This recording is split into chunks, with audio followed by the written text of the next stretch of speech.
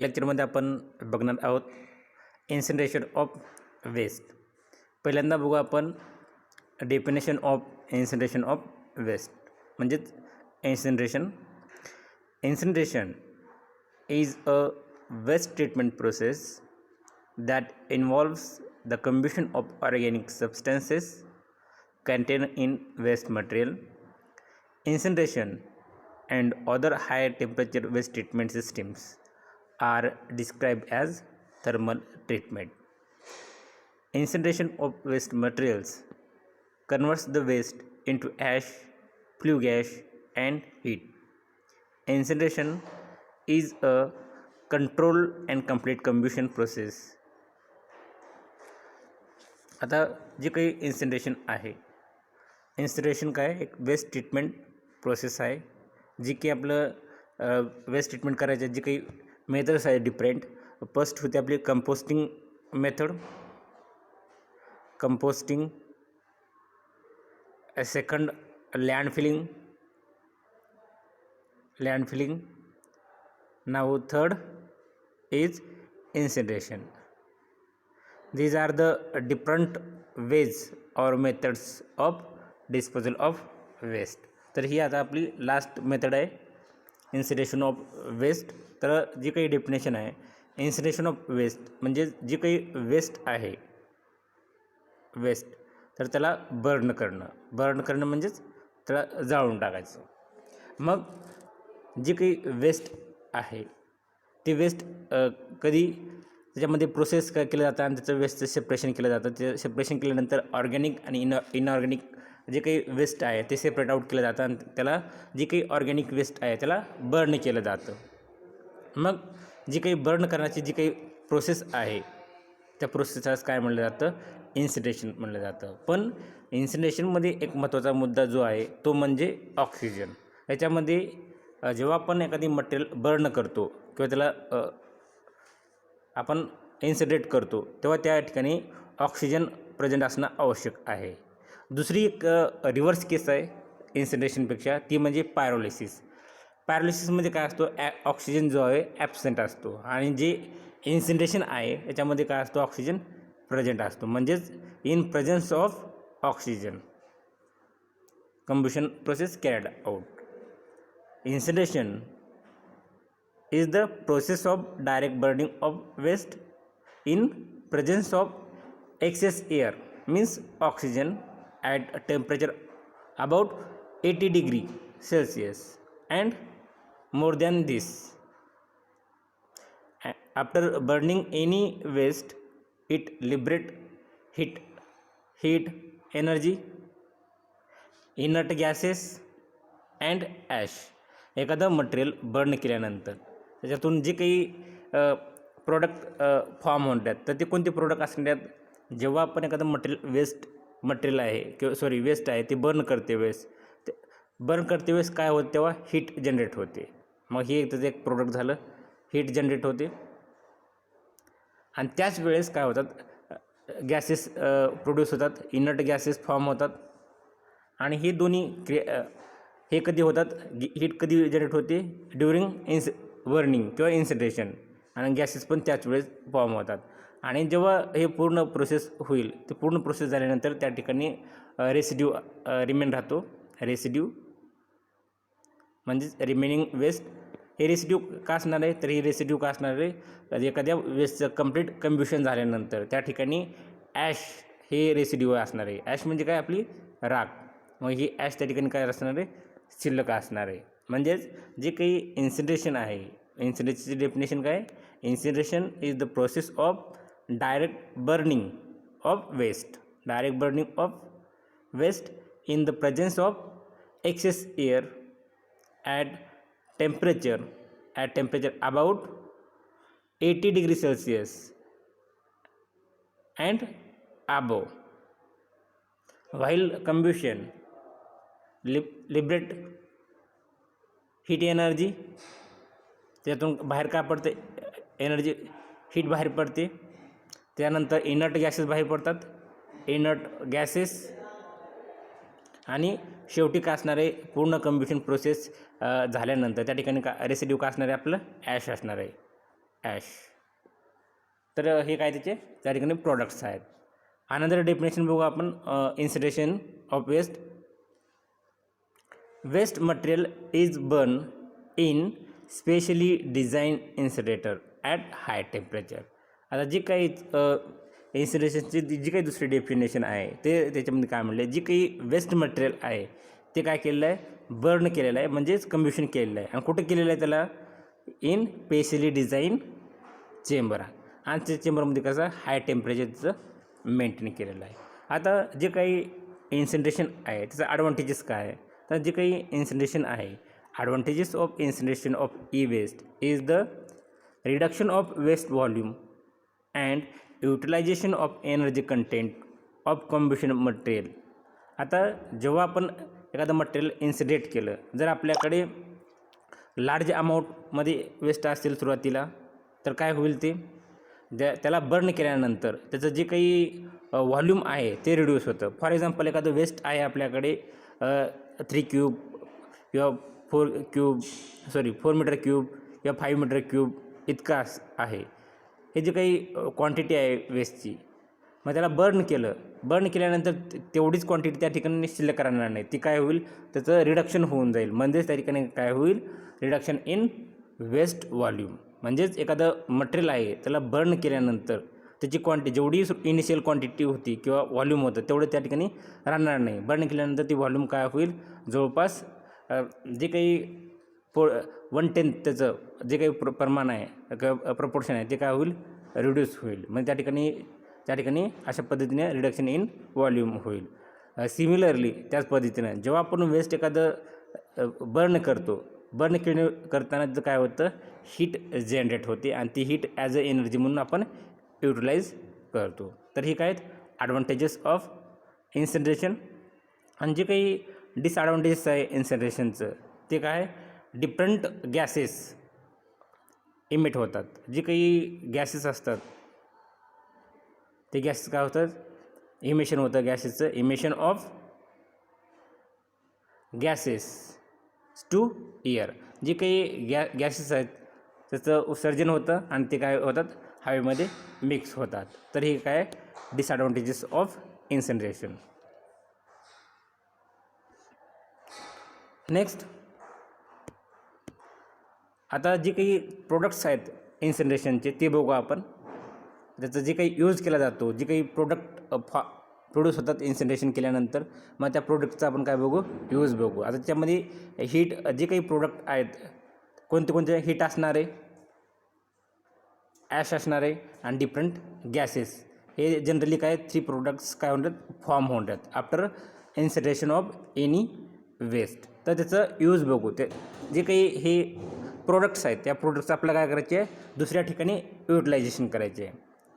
आता फर्स्ट बघू, after incineration process the left out product can be use as aggregate for preparation of low grade concrete or sometimes it can be use as a road metal. आता एखादं material waste केल्यानंतर त्या ठिकाणी जे काही unburn material असतील किंवा clinkers असतील त्याचं आपण काय करणार आहे, ॲज अ ॲग्रिगेट म्हणून यूज करणार आहे. आणि ते ॲग्रिगेट कुठं यूज करणार आहे, आपण लो ग्रेड कॉन्क्रीटमध्ये वापर करणार आहे. लो ग्रेडचं कॉन्क्रीट तयार करणार आहे. आणि जे काही लो ग्रेडचं कॉन्क्रीट आहे ते कुठं वापरणार आहे, आपण जे काही कंपाऊंड वॉल्स असतात बिल्डिंगच्या किंवा अदर इन्स्टिट्यूटच्या, त्या ठिकाणी आपण जे काही कंपाऊंड वॉल्स असतात त्या ठिकाणी हे लो ग्रेड कॉन्क्रीट त्या ठिकाणी आपण युटिलाइज करणार आहे. त्याच पद्धतीनं जे काही रोड आहेत त्या रोडमध्ये रोड ॲग्रिगेट किंवा road as a road metal म्हणून त्या ठिकाणी आपण काय करणार आहे, म्हणजे जे काही रेसिड्यू असणार आहे किंवा जे काही बाय प्रोडक्ट असणार आहेत ते आपण काय करणार आहे, इन्सिनरेशनचं ते इन रोड कन्स्ट्रक्शनमध्ये देखील युटिलाइज करणार आहे, use in road construction. Next, incineration ash is use for making bricks blocks manufacturing. आता जी काही इन्सिनरेशन ॲश आहे म्हणजे जी काही राख आहे त्या ॲशचा उपयोग कुठं केलेला आहे, त्यांनी जे काही ब्रिक्स आहेत ब्रिक्स बनवण्यासाठी युटिलाइज केलेलं आहे. आणखी जे काही ब्लॉक आहेत ते ब्लॉक मॅन्युफॅक्चरिंग म्हणजे ब्लॉकची निर्मिती करण्यासाठी त्या ठिकाणी ॲशचा युटिलाइज केलेला आहे. जे काही ब्लॉक जरी कॉन्क्रीटचे आपण बनवत असलो त्याच्यामध्ये काही प्रमाणात ॲश देखील ॲड केलं जातं ॲज अ सबस्टिट्यूट मटेरियल म्हणून. तर त्या ठिकाणी आपण काय करणार, ब्लॉक मॅन्युफॅक्चरिंग किंवा ब्रिक मॅन्युफॅक्चरिंगमध्ये आपण काय करणार आहे, ॲशचा यूज करणार आहे. त्यासाठी देखील ॲश युटिलाइज केलं जातं. Next, use of insulation by products. Also, steam generated during incineration can be used for electricity generation by running the turbines. आता जी काही स्टीम जनरेट होते ड्युरिंग इन्सिनेशन, मग त्या हीटचा काय करणार आपण यूज करून जे काही टर्बाईन आहेत रन करणारे, टर्बाईन रन झाल्यानंतर तिथं काय होणार आहे, इलेक्ट्रिसिटी जनरेट होणार आहे. Last, use of product of incineration. The product of incineration can also be use as a filler material. जे काही जॉईंट्स आहेत किंवा एखाद्या ठिकाणी गॅप आहेत, त्या गॅपमध्ये फिल करण्यासाठी जे काही गॅप आपला जॉईंट करायचा आहे तो फिल करायचे आहे, मग त्या ठिकाणी काय लागेल, फिलर मटेरियल लागेल. मग जे काही ॲश आहे त्या ॲशचा उपयोग त्या ठिकाणी ॲज अ फिलर मटेरियल म्हणून केलेला आहे. तर हे काय जे काही प्रोडक्ट्स आहेत डिफरंट इन्सुलेशन प्रोसेसचे, त्याचा हे यूजेस आहेत. Next, types of incinerator. There are main 4 types of incinerators. First, mass burner incinerator. Second, RDF. Long form of RDF is refuse derived fuel. Next, third, modular incinerator. Fourth, fluidized bed incineration. These are the 4 types of incinerators. First type incinerator. Mass burner incinerator consists of 2 or 3 incinerator unit ranging from 50 to 1000 tons per day. जे काही मास burner incinerator आहे त्याच्यामध्ये किती जे काही incinerator units असतात 2 किंवा 3 unit त्याच्यामध्ये जनरली प्रोव्हाइड केलं जातं फॉर बर्निंग द वेस्ट. आणि त्याची जी काही कॅपॅसिटी आहे varies from 50 tons per day to 1000 tons per day. जी काही डिझाईन चेंबर जे आहेत किंवा युनिट जे आहेत त्यांची जी काही कॅपॅसिटी आहे पर डे बर्निंग ती किती आहे, 50 to 1000 टन्स पर डे इतकी त्याची काय असते, ही बर्निंग कॅपॅसिटी आहे 1 डेची. Next, these are design to incinerate the municipal solid waste as collected without prior processing.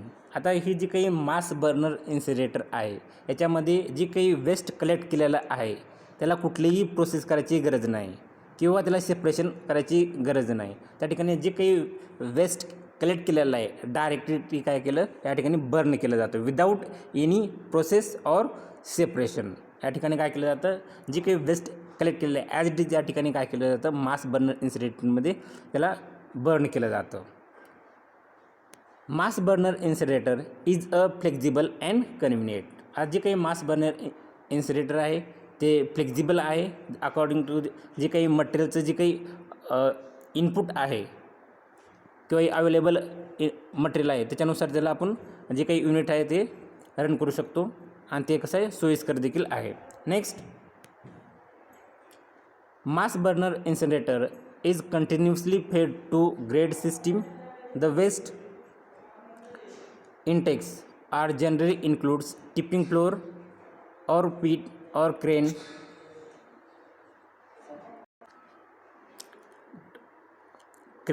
Sometimes conveyors, truck dumps solid on floor or directly into pit. आता याच्यामध्ये जे काही मास बर्नर इन्सिनरेटर आहे त्याच्यामध्ये काय केलं जातं, एक ग्रेड सिस्टीम असते. जे काही वेस्ट इनटेक आहे त्यालाच काय म्हणलं जातं, जी काही टिपिंग फ्लोअर आहे किंवा त्या ठिकाणी पीठ असणार आहे. जी काही वेस्ट सुरुवातीला कलेक्ट केलं जातं किंवा डिपॉझिट केलं जातं ऑन द फ्लोअर केलं जातं आणि फ्लोअरवर ते वेस्ट डिपॉझिट केल्यानंतर त्या ठिकाणी जी काही कन्व्हेयर बेल्ट आहे किंवा जे काही पुशिंग मशीन असेल त्याच्या साहाय्यानं ते वेस्ट काय केलं जातं त्या पीठमध्ये किंवा ट्रेनमध्ये पुश केलं जातं आणि त्या ठिकाणून कन्व्हेयरच्या साहाय्यानं ते लिफ्ट करून जे काही इन्सिनरेटर युनिट आहे त्याच्यामध्ये ते वेस्ट काय केलं जातं, डिस्चार्ज केलं जातं आणि त्या ठिकाणी त्या जे काही डिझाईन इन्सिनरेटर चेंबर आहे त्याच्यामध्ये बर्निंग त्या वेस्टचं केलं जातं. Next, when waste is dumped on floor, bulldozer is used to push them into pit or conveyor. आता जेव्हा एखादं वेस्ट एखाद्या ठिकाणून कलेक्ट करून आणलेलं असेल, ते वेस्ट सुरुवातीला काय केलं जातं, जे काही टिपिंग फ्लोअर आहे त्या टिपिंग फ्लोअरवर काय केलेलं आहे त्यांनी डिपॉझिट केलेलं आहे. डिपॉझिट केल्यानंतर ती वेस्ट काय केलेलं आहे ट्रेंचमध्ये डिस्चार्ज केलेलं आहे. तर ते कशाच्या साहाय्यानं त्याला हे केलेलं आहे, तर या ठिकाणी काय केलं आहे बुलडोजर युटिलाइज केलेलं आहे किंवा पुशिंग जे काही व्हेकल आहे किंवा पुशिंग डिव्हाइस आहे त्या ठिकाणी काय केलेलं आहे इथं युटिलाइज केलेलं आहे. Next, then it is fed to grate system which move waste through the combustion chamber. मग त्या ठिकाणी वेस्ट त्याच्यामध्ये ट्रेनमध्ये फिल केल्यानंतर जी काही कन्व्हेअर सिस्टीम असेल किंवा ग्रेड सिस्टीम आहे त्या ग्रेड सिस्टीममुळे काही वेस्ट कशामध्ये मूव्ह होईल, कम्ब्युशन चेंबरमध्ये जाईल आणि कम्ब्युशन चेंबरमध्ये कंप्लीट कम्ब्युशन ऑकर्ड होईल. जे काही वेस्ट आहे म्युनिसिपल सॉलिड वेस्ट त्या ठिकाणी कंप्लीट कम्ब्युशन त्याच्यामध्ये होऊन जाईल वेस्ट म्युनिसिपल सॉलिड वेस्टचं. तर ही आहे आपली मास बर्नर सिस्टीम. ह्याची डायग्राम जे काही मास बर्नर सिस्टीम आहे ह्याची डायग्राम आहे. हे टिपिंग फ्लोअर जी काही वेस्ट आहे सुरुवातीला काय केलं जातं ह्या टिपिंग फ्लोअरवर आणून डिस्चार्ज केलं जातं. काही वेळेस जी काही वेस्ट आहे डायरेक्ट काय केलं जातं या पीटमध्ये काय केलं जातं डिस्चार्ज केलं जातं. मग इथं जर म्हणजे एखादं वेस्ट आहे आणि ते डायरेक्ट जर पीटमध्ये या किंवा ट्रेचमध्ये डायरेक्ट डिस्चार्ज केलं तर या ठिकाणी बुलडोजर जी आहे त्याची काय गरज पडणार नाही. जर तुम्ही वेस्ट जी ह्या टिपिंग फ्लोअरवरती जर डिपॉझिट केलं तर हे डिपॉझिट केलेलं वेस्ट या ट्रेनमध्ये पुश करण्यासाठी या ठिकाणी बुलडोजरची आवश्यकता असते. मग ह्या इथलं जे काही वेस्ट डिपॉझिट झालेलं आहे ट्रेंचमध्ये आता ते काय केलं ग्रेड सिस्टीमच्या साहाय्यानं कम्ब्युशन चेंबरकडे मूव्ह केलं जातं आणि ते वेस्ट कम्ब्युशन चेंबरमध्ये डिपॉझिट होतं आणि कम्ब्युशन चेंबरमध्ये कंप्लीट कम्ब्युशन या वेस्टचं तिथं तयार होतं. तर ही आहे मास बर्नर सिस्टीम. म्हणजे जी काही कॅपॅसिटी असते ती किती असते 50 to 1000 tons per day. Tons per day इतके जे काय असते कॅपॅसिटी असते. ही काय डायग्राम और image of mass burner incinerator.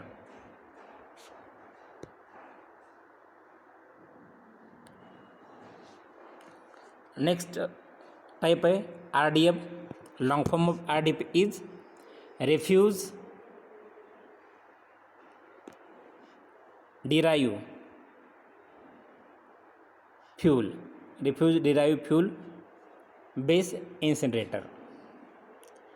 RDF is a homogeneous system, better control on combustion and can recover more energy. आता जी काही RDF आहे हे कोणती सिस्टीम आहे होमोजिनियस सिस्टीम आहे. यामध्ये जे काही कम्ब्युशन आहे त्या कम्ब्युशनमध्ये चांगल्या पद्धतीनं कंट्रोल केलं जातं as compared to mass burner incinerator.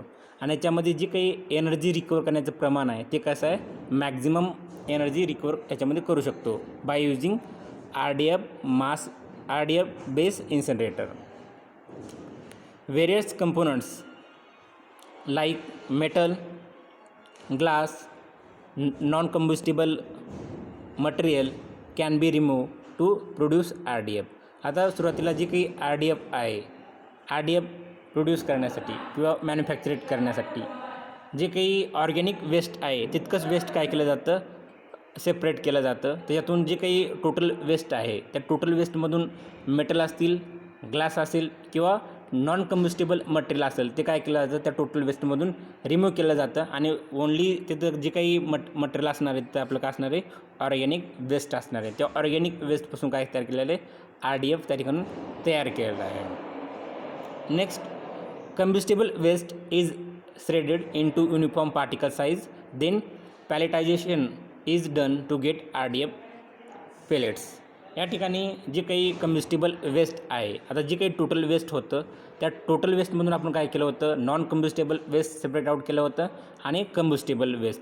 आणि जे आता कम्ब्युस्टेबल वेस्ट आहे त्या वेस्टचं काय केलं आहे त्यांनी त्याला युनिफॉर्म साईजमध्ये त्याला स्मॉल पार्टिकलमध्ये काय केलेलं आहे कन्वर्ट तयार केलेलं आहे आणि त्या ठिकाणी जे काही प्लेट्स असतात, प्लेट्स कधी लॉंगिट्युडिनल सर्क्युलर प्लेट्स असतात किंवा राऊंड प्लेट्स असतात, तशा पद्धतीने त्या ठिकाणी काय केलेलं आहे, त्या प्लेट्स या ठिकाणी फॉर्म केलेलं आहे बाय कॉम्प्रेस. जे काही त्याच्यावर जी वेस्ट आहे त्या वेस्टला कॉम्प्रेस करून या ठिकाणी काय केलेलं आहे, इथं प्लेट तयार केलेलं आहे. आणि ती जी काही प्लेट आहे ॲज अ फ्यूल म्हणून ती काय केलेलं आहे, याचं युटिलायझेशन केलेलं आहे. In this system solid waste refuse derive fuel is burn.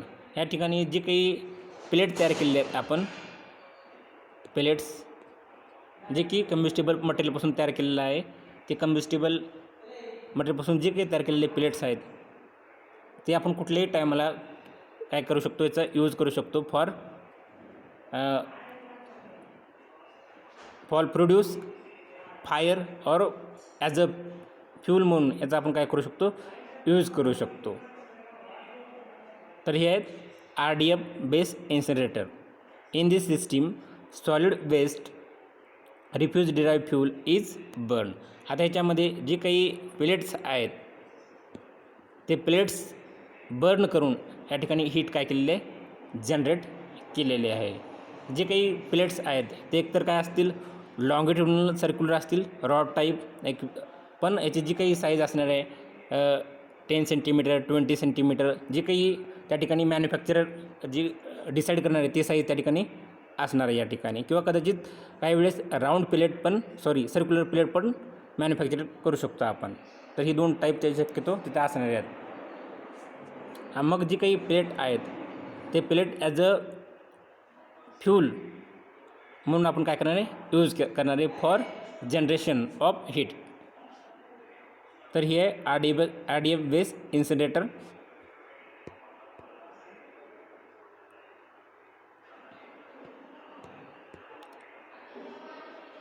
Next आहे modular incinerator. These are prefabricated units with relatively small capacity. आता जी काही इन्सिनरेटर आहेत अदर त्याच्यापेक्षा ही काय, याची जी काही कॅपॅसिटी आहे ते काय लेस कॅपॅसिटी आहे. The capacity range is in between 5 to 120 tons per day. जी काही याची 1 डे कॅपॅसिटी आहे ती आहे 5 to 120 टन्स पर डे इतकी जी काय कॅपॅसिटी आहे, burning capacity. Capital cost per ton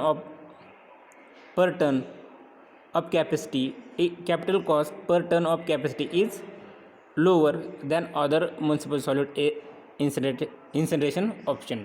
जी काही अदर इन्सिनरेटर आहेत त्याच्यापेक्षा ही ज्याची जी काही कॅपिटल कॉस्ट आहे, बर्निंग कॉस्ट, ती कशी आहे, लेस आहे पर टनला. Next modular incinerator includes 2 combustion chambers which ensure complete combustion. आता त्याच्यामध्ये जे काही मॉड्युलर इन्सिनरेटर आहे ह्याच्यामध्ये किती युनिट्स आहेत, 2 युनिट्स आहेत.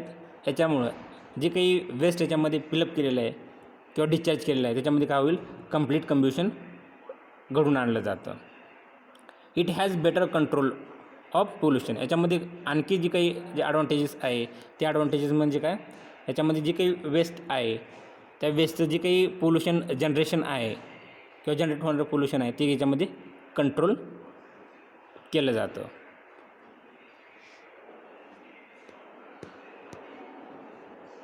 हे डायग्राम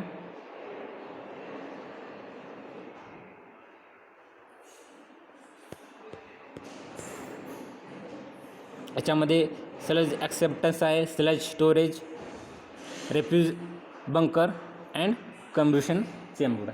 या ठिकाणी जी काही चेंबर्स असणार आहेत ह्या सिस्टीममध्ये, हे 2 चेंबर असणार आहेत. एक चेंबर आहे आणि इथं हे जागा असल्या पुढे एक चेंबरमध्ये याच्यामध्ये कंप्लीट कम्ब्युशन कॅरिड आउट करणार आहे ह्याच्यामध्ये ह्या सिस्टीममध्ये. इथं एकच चेंबर दाखवले आहेत पण असेच इथं काय किती असणार आहेत, 2 चेंबर असणार आहेत. त्याच्यामुळे या ठिकाणी काय होणार आहे, कंप्लीट कम्ब्युशन त्या मटेरियलचं घडून आणणार आहेत. लास्ट जी काही सिस्टीम आहे ती आपली फ्लुइडाइज बेड इन्सिनरेटर आहे.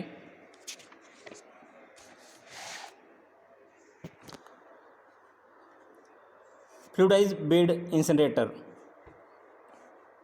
This system consists of steel vertical cylinder lined from inside with bricks sand is place as bed. आता जी काही फ्लुइडाइज बेड इन्सिनरेटर आहे याच्यामध्ये व्हर्टिकल स्टील सिलेंडर काय केलेलं आहे युटिलाइज केलेलं आहे. आणि जी काही व्हर्टिकल स्टील सिलेंडर आहे यामध्ये जे काही इंटरनल लायनिंग केलेली आहे याच्यामध्ये, आणि जी काही लायनिंग आहे ती लायनिंग कशाची केलेली आहे ब्रिक्सची केलेली आहे. जी काही रिफॅक्टरी ब्रिक्स आहेत त्या फॅक्टरी ब्रिक्सचं याच्यामध्ये काय केलेलं आहे लायनिंग केलेलं आहे इनसाइड द सिलेंडर. आणि जी काही बॉटम आहे त्या बॉटमला काय केलेलं आहे सँड प्लेस केलेलं आहे, म्हणून सँड ॲट बेड. याच्यानंतर एअर नोझल प्रोव्हाइड केलेलं आहे, आणि त्याचं जे काही एअर नोझल जी काही फंक्शन आहे तर ते काय करतं इंजेक्ट एअर करतं ॲट हाय प्रेशरनं. जे काही एअर आहे त्याच्यामध्ये काय केलं जातं इंजेक्ट केलं जातं by using air nozzle. Solid fuel is injected to chamber along with natural gas or oil initially to increase the temperature of incinerator. आता जी काही ह्याच्यामध्ये जी काही वेस्ट आहे मग ती बर्न करण्यासाठी मग सॉलिड फ्यूल पण त्याच्यामध्ये इंजेक्ट केलं जातं. मग जी काही सॉलिड फ्यूल आहे ते स्टार्टिंगला काय केलं जातं ते बर्न होत नाही लवकर. मग हे बर्न करण्यासाठी त्या ठिकाणी जी काही ऑइल आहे किंवा गॅस आहे त्या ऑइल म्हणजे इथं काय असणार तुमचं इथं केरोसिन असणार आहे. जे की केरोसिन याच्यावर अप्लाय केल्यानंतर लगेच ते इमिडिएटली काय होईल फायर कॅच करणं आणि त्या ठिकाणी कंब्युशन प्रोसेस स्टार्ट होऊन जाईल. Next, this system is suitable for burning sewage sludge and other chemical waste. आता ही जी काही सिस्टीम आहे जनरली कशासाठी युटिलाइज केलेलं आहे for burning sewage sludge and chemical waste burn करण्यासाठी फ्लुइडाइज बेड इन्सिनरेटर यूज केलेलं आहे.